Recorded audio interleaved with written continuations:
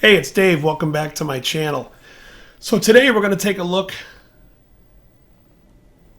at a Rickenbacker 450.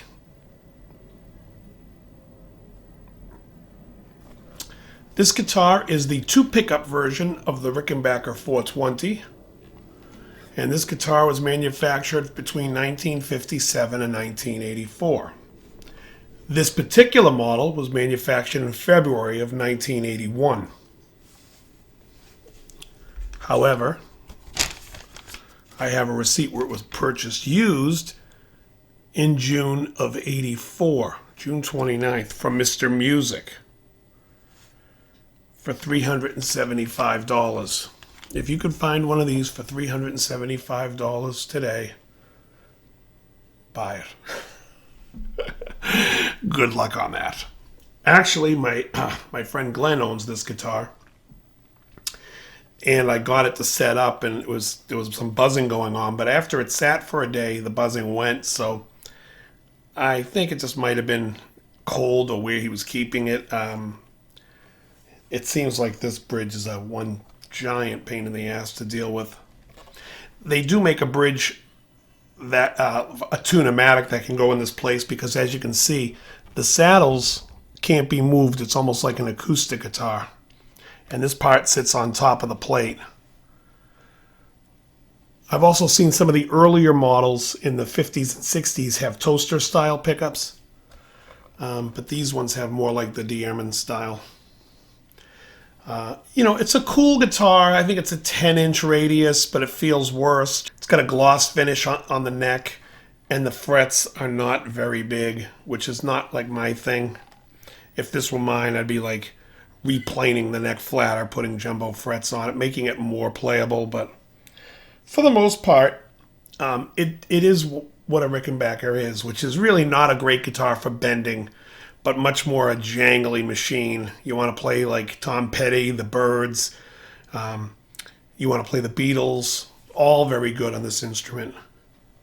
Kind of like a Gretsch with the pickups a little bit, except I think the Gretsch is a little bit more of a player's instrument. You can get around a little bit more on a Gretsch.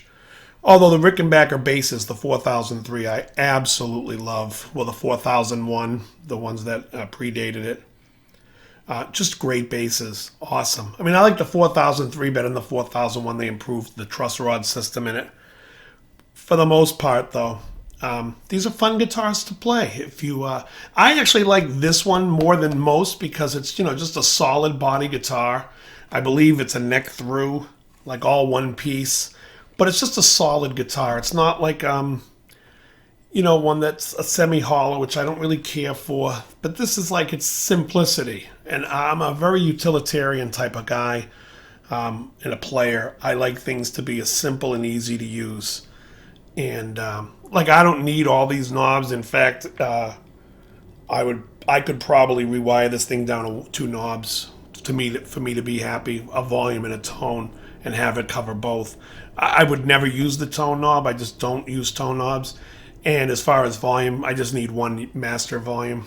That's just for me. But I mean, if this is what you dig, if it's what you like, I mean, it's a cool guitar. These are great. And this is a great playing one. I had a lot of fun playing it. I did the intro to the Waiting, and then I thought that was too short, and so I did the solo. But it was really cool because the intro, he's playing it with octaves. I watched him in the video, and when I heard it, I was like, oh, I didn't even hear that it was octaves. But here, I'll show it to you anyway.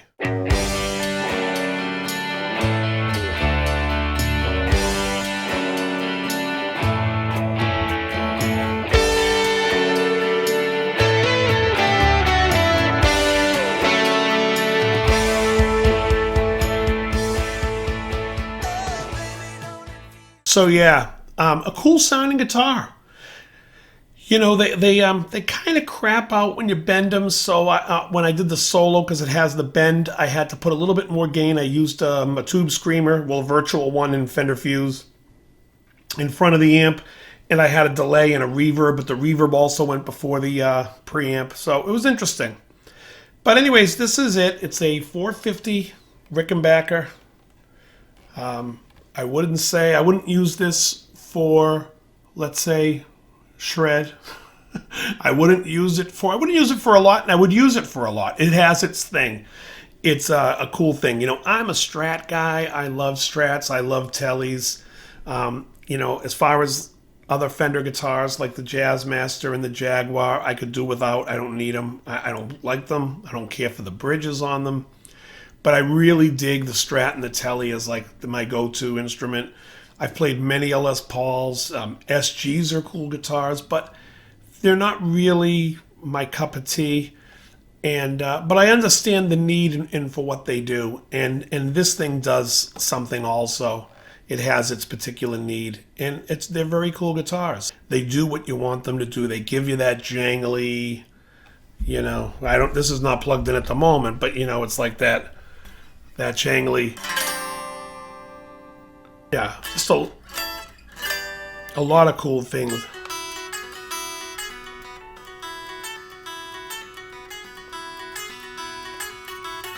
That he's doing, and Here Comes My Girl.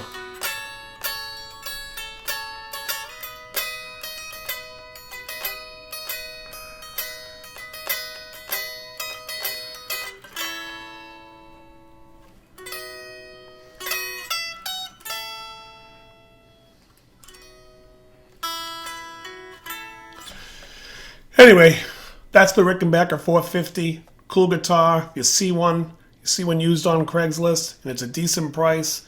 And by a decent price, I mean, I think $1,500 is probably what you're going to see them for. $2,000 if they're going to be in the 60s. But something from this era, anything from $1,000 to $1,500, I think you should pick it up, and it'll be an instrument you'll love. It'll be a Rickenbacker for your arsenal. If you have a different Rickenbacker, you already have a Rickenbacker, don't buy another one ever. No, I'm kidding. I mean, this is cool. So anyways, that's all I got. As always, very good. Barbara, you up? Barbara, you up?